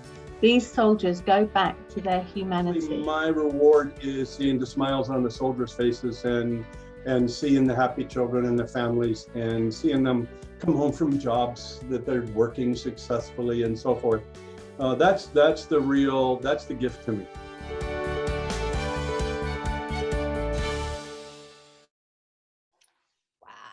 Wow. Thank you, Frank, for your amazing work in the world. I know this. The second nominee is Naomi Barakat.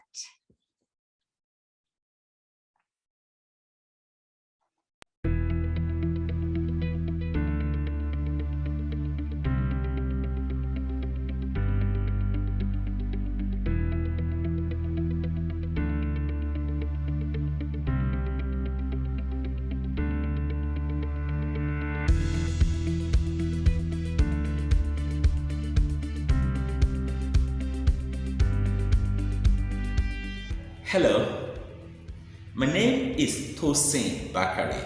I'm a pastor and a social entrepreneur based in Nigeria. In 2018, as an IMBA student in Israel, I got to meet Naomi by some divine arrangement online. And since then, we have been working together as partners in progress. We jointly founded an organization called Tova Africa. Tova Africa is on a mission to break the vicious circle of poverty in Africa. Naomi has used her knowledge of NLP to greatly inspire us at Tova Africa to start Tova Africa Academy. Tova Africa Academy has partnered with the Nigerian government to inspire Nigerian youths and women in their thousands.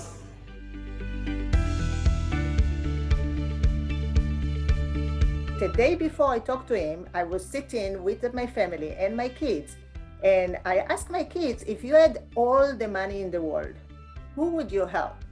And they said, we would help fight poverty in Africa. Aww. I know, right? Can you believe it? Right? It's so beautiful. So when I talk to him, I'm like, listen, this is my kids' dreams. And you know, we with NLP, we believe we have already all the resources, right? And you know, you have all the resources to succeed. And so that's my mindset, right? So I'm telling him, listen, and I'm telling him this story, right? And he's like, oh my gosh, Naomi, it's like God sent me an angel. He said to me, he said, this is like a dream in my mind, constantly dream in my mind. And now you come in and you said, let's do something with that. Let's apply your dreams. Norma Vincent Pierre said, one person can make a difference. And I'm glad to say Naomi is making a whole lot of difference in Africa. We congratulate you for being a finalist of the NLP 2022 Awards, and we wish you the very best. God bless you, Naomi.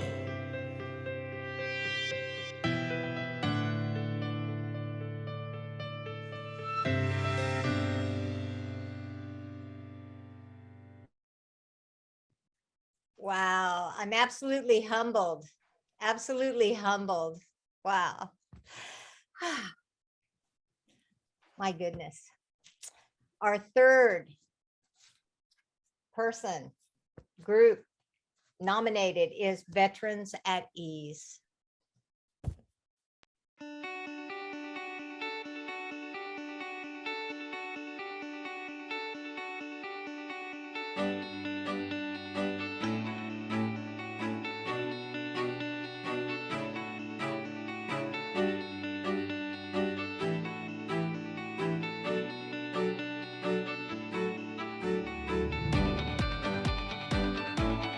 Yeah, I'm nominated Gareth and Veterans at Ease for this award, and it's simple for me.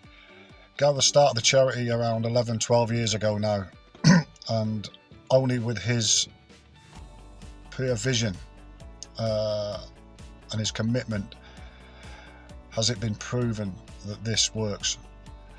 Veterans at Ease is an amazing organisation, and I'm lucky enough to be sat here today as a beneficiary of that organisation. I can't thank Gareth enough for what he's done for me personally, privately, and Veterans at Ease is thriving, and it will continue to thrive to give support to all those in need, veterans, current serving members and their immediate families. The results are clear to see, with in circa 400 people who have been sat in that chair, and how difficult it is just to make that leap and jump of faith. And you're putting faith in Veterans at Ease. I thank Gareth personally, and I thank Veterans at Ease. What a great and amazing organisation. All the best.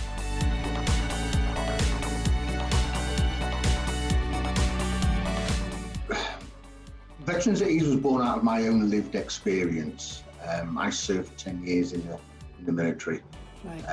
One of my operational tours that really affected me was I was one of the first soldiers into Bosnia in 1992. Completely unprepared for what we were about to witness and experience. But I was quite high functioning as well. I left the military 2 years later, but hadn't dealt with anything that I'd gone through in my military career. I became a crime scene investigator, and 14 years later, my world fell apart after I graduated and became an instructor at the National Training Centre for Scientific Support up in County Durham.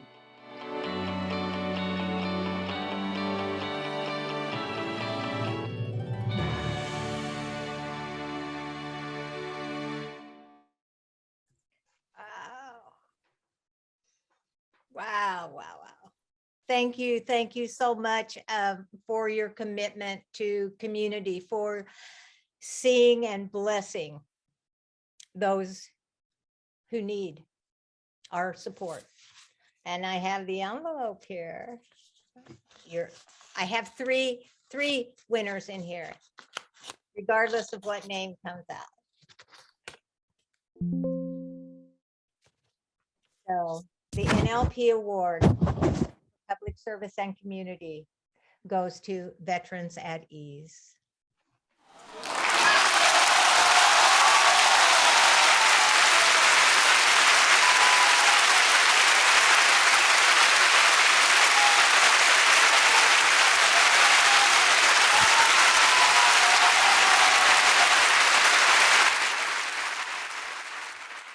Congratulations, Gareth. Thank you. This is what the independent panel at Mine said. Gareth's journey from being traumatized by war and its effect on his mental health has given him the passion and experience to help support others, to use NLP to support veterans, those currently serving, and their families around their mental health and well-being. The power of explaining his own story when he was contemplating taking his own life and how NLP helped him in recovery was very moving. He turned his life around and then set about creating a charity to enable those that financially bound to receive funded NLP sessions to help with PTSD and trauma. I thank you so much for your commitment to the community. I'm shocked. I sent a text to a colleague of mine saying, after seeing Frank's video, saying, how do you compete with that? What he's achieved and what the other finalists have achieved is just remarkable, and I'm incredibly humbled. So on behalf of Veterans at Ease and everybody we've helped so far, I'd like to say thank you to everyone, and especially to Tony, as you saw in the video. I'm definitely going to have words with him on Monday. Thank you. Thank you. And thank you all for your commitment to community. We all live in bigger systems, and to recognize that is monumental in my world. So thank you.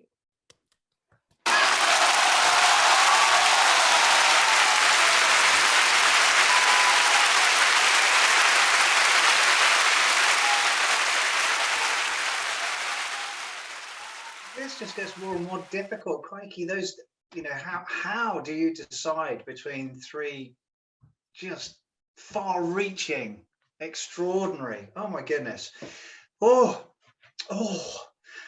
Now, thank you to each and every one of you.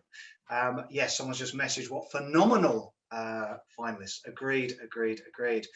Well, we move on to the final award for tonight.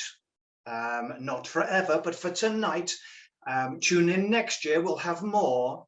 But the next award is extraordinary contribution during the pandemic. What? Pandemic? We've had a pandemic? Oh, I see. So extraordinary contribution during the pandemic.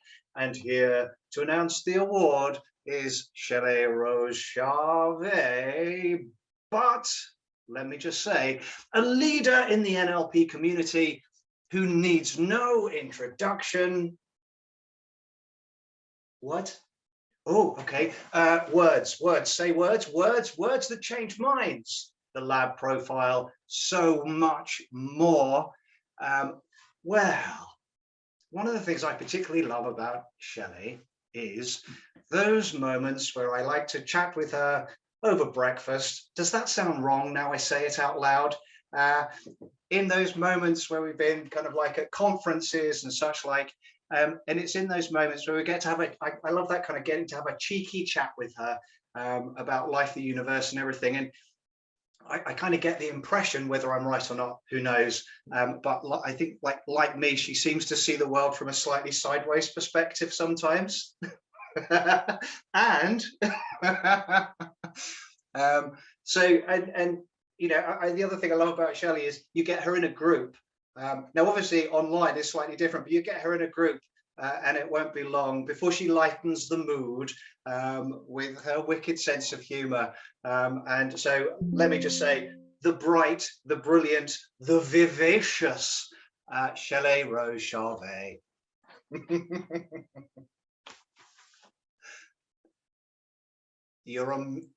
I'm on mute. I'm always on mute. Yes. Actually, I'm never on mute. Some of my family members would like me to have a mute button. However, here we are. It's wonderful. It's just kind of amazing to see all of us here together. Julie, I've been a student of yours. Richard and I were students of yours in 1992 in Toronto, as I recall.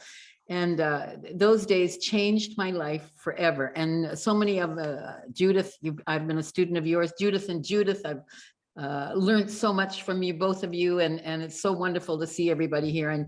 And Karen, I remember the very beginning of ANLP and the precedents and the ups and downs and the challenges, and it's just so amazing what you've managed to do with your team, with Cash and Shannon and all the team and volunteers and Andy and Joe as an MC. Love it, absolutely love it. It's not easy to be an MC. Congratulations. And, you know, I get to be the last person today. And I just want to say, you know, today I was teaching lab profile to nuclear physicists and engineers at CERN in Geneva from here in Berlin. But you know what? I felt like I was all by myself, working with them to have them understand how we need to go to other people's bus stops, how we need to, when we communicate, really do what the other people need us to do so that we can communicate better with them. And I felt all alone. And, you know, before I teach, I remind myself how much I love my students when I consult with companies, how much I love and appreciate the people that I work with, but I felt alone. And tonight I realize I'm not alone. Here are all of you and the hundreds and the thousands of other people who are doing NLP and like-minded things out there making a difference. And I realize I need you.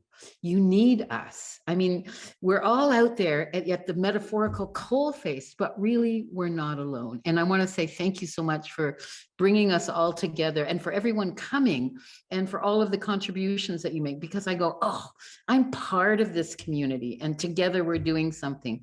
And that's what the pandemic has really done, is it made a lot of people feel alone. People who didn't get a chance to say goodbye to their loved ones because they passed away from COVID in old age homes, people who lost their jobs, people who lost a lot of the things they thought they had gained. I had a huge challenge during COVID. I missed my family. I missed my friends. I fell into a deep, dark place. And if it weren't for my friends who reminded me that I know how to handle this, and they helped me through this, I would have still been in that dark place. And I know a lot of you have been in dark places in your life. And we're here today because of the things we've learned and applied from the people in this room and other people in NLP. And tonight we get to honor 3 people who did extraordinary things during the pandemic. So, sorry, I'm a little sniffly. So our first nominees are Jess and Nick Reed-Robbins.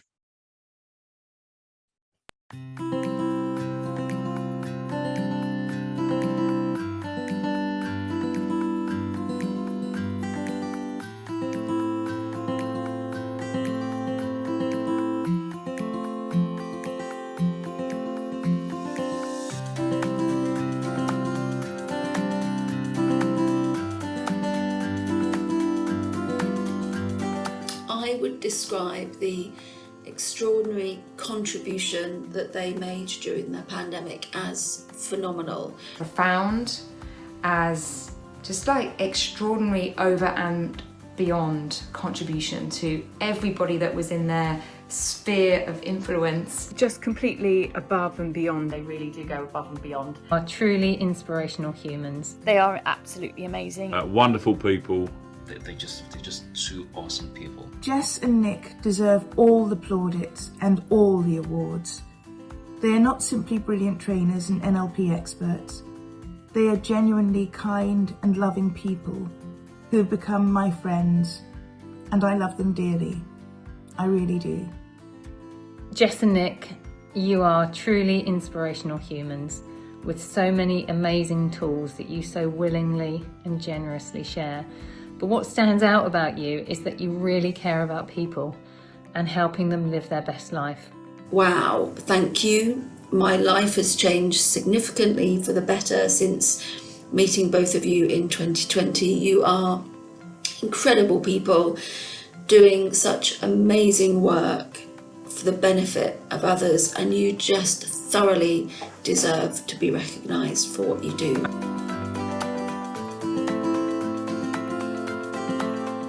We were kind of like, okay, worst case scenario, we can't work for the rest of the year. You know, how long can we last? I think that was the first. How long can we last without any money? And then what else can we do now? And I think our initial instinct was, we've got the tools to sit here and go through this strategy and add the right meanings and deal with our limiting beliefs and deal with our fears.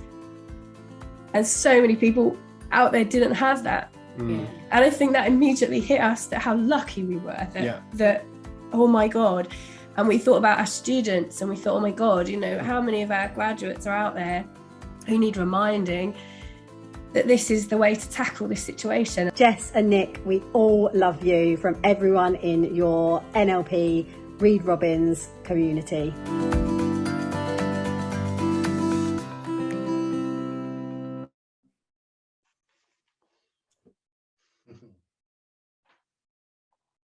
Yeah. Thank you for that. Our next nominee from Greece is Nick Fragius.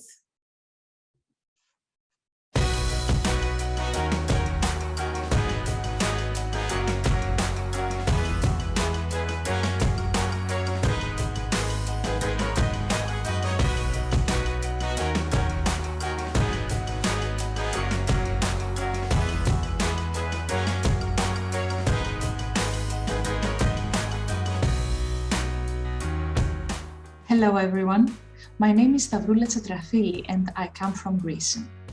It is a great honor today for me to speak about Nick Fragias. I could talk for hours about his contribution in the experiential training of NLP. However, today is a day of recognition and celebration for his extraordinary contribution during the first months of the global pandemic and quarantine due to coronavirus. Just for the history, a few days before the quarantine measures were about to be announced here in Greece, Nick Fragias and his team recruited their NLP coaches team in order to participate in a volunteering initiative with the name NLP from the Heart. NLP from the Heart provided mental and emotional support to people all over Greece, which were affected by the pandemic. The results were amazing. Not only the coaches were empowered, but we as well, the NLP coaches, we were empowered. Support, sharing, interest, love, optimism were some of the high values that we felt. I'm really thankful and grateful for Nick Fragias. It was and it is an honor to work with him and his team. Congratulations, Nick. Wishing you the best.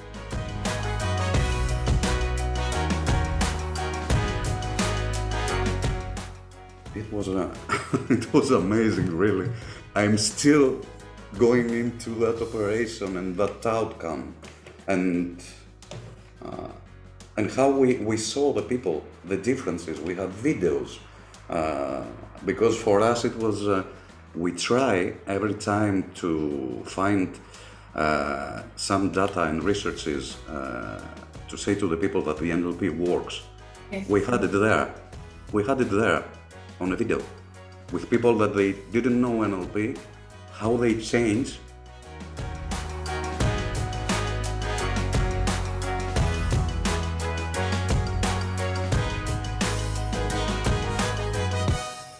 Yeah. Thank you so much, Nick. And it's been great to be in contact with you over the last little while. So that's been great to see you. The next and final nominee for extraordinary contribution during the pandemic is OR, Training and Personal Development.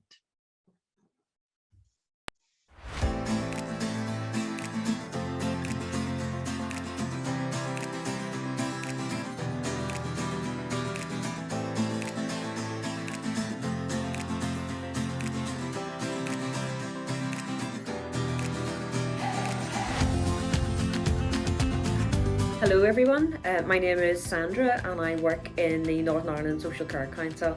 Our training and development, 3 people, Michael, Lynn and Leanne, and they are extraordinary in their own right. They are a force to be reckoned with, therefore, when they come together. They have been working with our organisation over the past 18 months or more to put together a resource to support the social care sector during the pandemic. The feedback from that resource has been phenomenal. Those 3 people in their own right are phenomenal too. Working with them has been a real honour. In terms of hearts and minds, I keep thinking that they are hearts and minds. I feel like I have known them for such a long time. You know, they listen to what we know, to listen to our experience, and they bring their experience and their professional and their tools into that equation, and together it has been completely mighty. I am delighted to hear that they have been shortlisted as one of the finalists. I'll be even more delighted if they get to the next stage. What they have achieved together is remarkable. It is extraordinary. You know, I look at them and I see them as friends, as colleagues, not just a collaborative partnership, and it is a working relationship that I really hope will continue into the future. It has been an absolute pleasure to say a short few words, but also an absolute pleasure to be part of that journey and have them on the journey with us. So thank you very much. So we started to think what we could do, and the main aim was to make it as practical as we could and as accessible as we could. So anybody with an NLP background, if you have a look at the resource, you'll notice we've cheated and we've used the pillars of NLP as the basic framework. So beliefs and values, we've looked at building rapport with people, we've looked at outcomes and outcome thinking, we've looked at awareness, self and others, or emotional intelligence as it's called these days, flexibility and some things that you can do, and then we looked at the attitude and curiosity. And with the brilliant team in NISC, and again I have to name check a few people, Maria Harkin and Mita Keenan, who were amazing in the Social Care Council team. They worked with us over the space of 2 weeks to put a resource out there online that was accessible by anybody, where you could work your way through the pillars and have some immediately accessible practical approaches and ideas and techniques that you could use.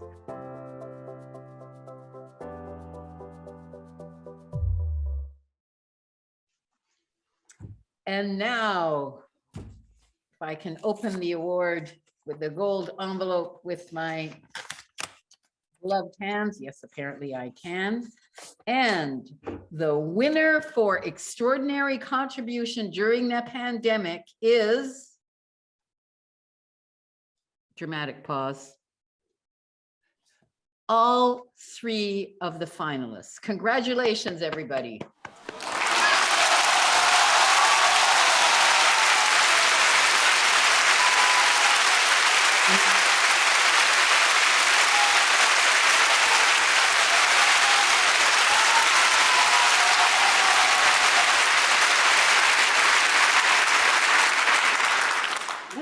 Cool, isn't it? So here's what the Mind said, and ANLP said, wrote a comment too, is that they realized that Mind had been put in a very difficult position with this category because during the pandemic, each finalist had an astonishing impact in very different ways.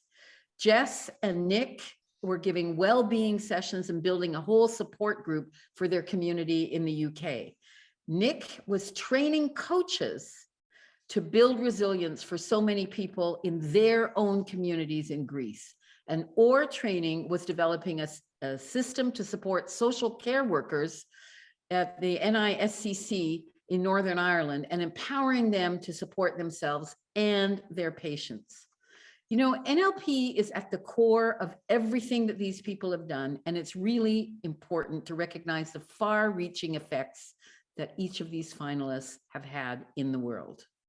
They're all winners and all fully deserving of this award. Congratulations, all 3 of you. And I believe each of you gets a chance to say a few words. So maybe Nick, can you start? Yeah.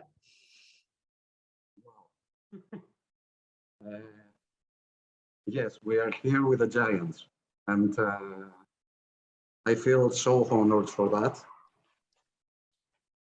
I know Jess and Nick. I know Michael. I saw him. I know that we all together, we work for one outcome, to let the people see what is NLP, to feel it, not only to read it, to feel it, to see the change. So I am honored that I am that. And as Sue said about this award, this is so NLP. This is so NLP, that award. Yeah. Thank you all. Thank you, Nick. Thank you very much, Nick. And Jess and Nick, your turn. Yeah. Hi. Right, blimey.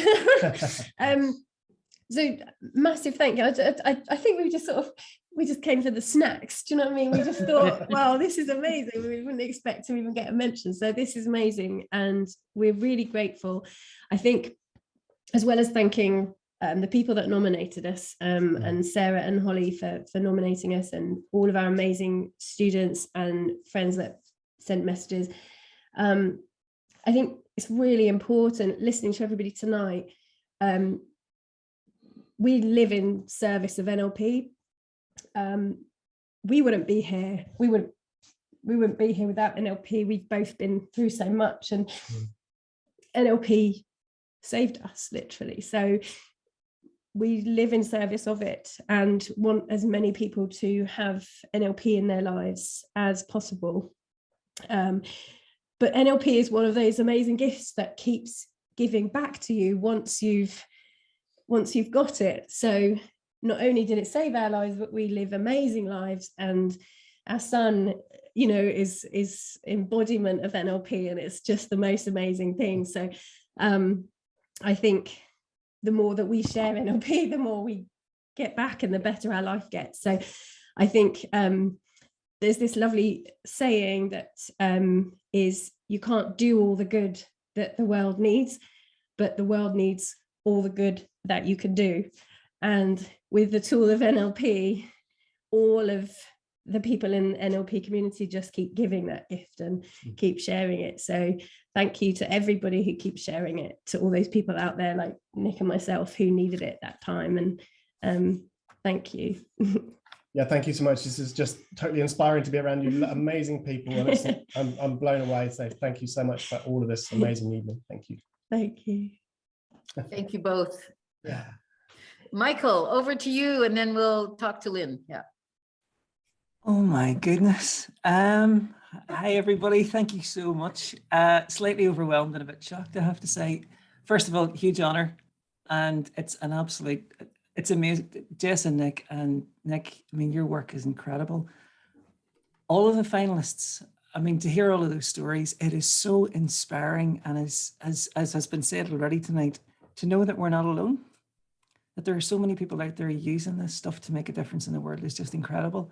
I'm slightly overwhelmed. I know what Phil was talking about. I'm looking at so many faces whose work I have quoted on a regular basis, whose books I have read. Richard, Judith Delozia. I can't even begin to name everybody. Shelley, oh my goodness, you.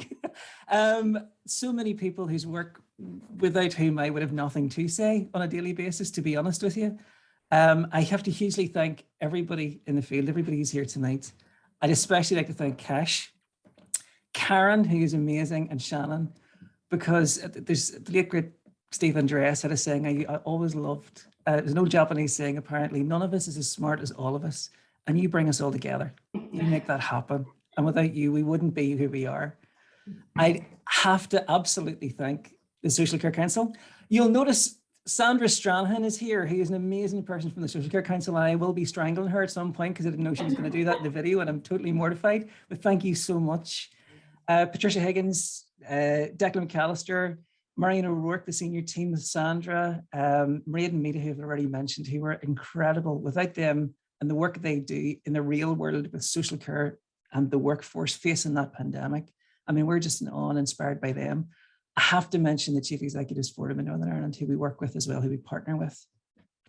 They support senior leaders who, facing the pandemic, had to make all of those decisions, not knowing what the right answer was, with totally imperfect data, and figure out how to save what was happening, how to keep us all safe, how to do things. They do amazing work, and it's been a privilege working with them. I'd also like to thank my very long-suffering wife, who has to put up with me when I'm doing this mad stuff we call NLP, who's hidden off screen now. Her name's Shauna. And last but not least, I have to especially thank my partners in crime, Leanne McCafferty and Lynn McKeown, without whom none of this would have happened, who are amazing to work with and incredible people. Thank you so much. Thank you, Michael. Yeah, thank you so much. Yeah. Over to you, Lynn. Yeah. wow, all I can say is it is a huge honour to be here tonight and to receive this award, especially being in the company of such amazing finalists such as Jess and Nick and Nicholas as well. Absolutely awesome. On a personal level, having worked in the social care sector for over 20 years, it was an absolute privilege when Sandra and the team from NISC asked us to develop the resource, and to see the impact of that, and to know the feedback that we got from it, and to know that those that used the resource, it helped them to take care of themselves whilst they continued to take care of others in the middle of the global pandemic. For me, that's the difference that makes a difference. So I am hugely proud of the work that Lynn and Michael and myself undertook, and equally as proud to be part of such an inspirational community as is in this virtual space tonight. So thank you all so very, very much. And a few words from me. I think, Shelley, you summed it up at the beginning by saying an astonishing impact, and I think that's what everyone on the screen does and beyond, and the finalist, and what a neat way to award all 3 finalists. I think that is just a great accolade to all the work that's been done. Sandra, it's fantastic to have heard from you. You kept that very quiet, and you're absolutely right. The amount of work that has gone into supporting and empowering a leadership team and a wider team, and the ripple effect as to who it helps beyond that is just incredible. And whilst it starts as a business relationship and clients, it very quickly comes closer and closer together, and then amazing friendships come out of it as well. And for us, I think I speak on behalf of all of us, that is NLP. And thank you so much. And I'd like to echo the same gratitude and thanks that Michael has mentioned, and Leanne. So thank you. What an evening. I think we'll open another bottle here. Cheers. Congratulations to all 3 of you. Back to Joe.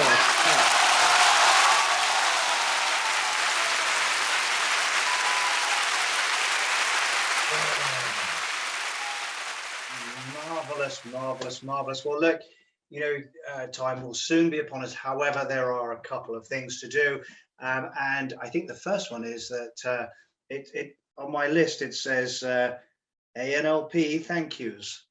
So let us have ANLP thank yous. Thank you, Joe. I know that we're in the company of some amazing people tonight, and I'm really ashamed to say I need to work on my state management here. I'm not doing a brilliant job right now. Thank you, everyone, for turning up this evening. Thank you, Joe, for doing an absolutely amazing MC job. You were doing it in the in-person awards, and this has been just as good. So thank you so much for holding the room together, holding us all together this evening. Thank you to our amazing presenters, Sue, Julie, Richard, Judith and Shelley. Really honoured that you have given up your time to do this for the NLP community. Thank you. Thank you behind the scenes too, to Andy and Cash, who've been pushing buttons madly all evening. My hands have been very free of the keyboard. And thank you also to Sarah and Shannon, who Andy and Sarah are both volunteers on the NLP Awards committee, and Cash, myself and Shannon make up the entire ANLP team, NLP conference team, NLP Awards team. And I know that Shannon and Cash and myself, or Shannon and Cash, have put in a lot of voluntary hours as well to get the awards off the ground. So thank you to the behind the scenes team. Thank you to everybody who's turned up this evening.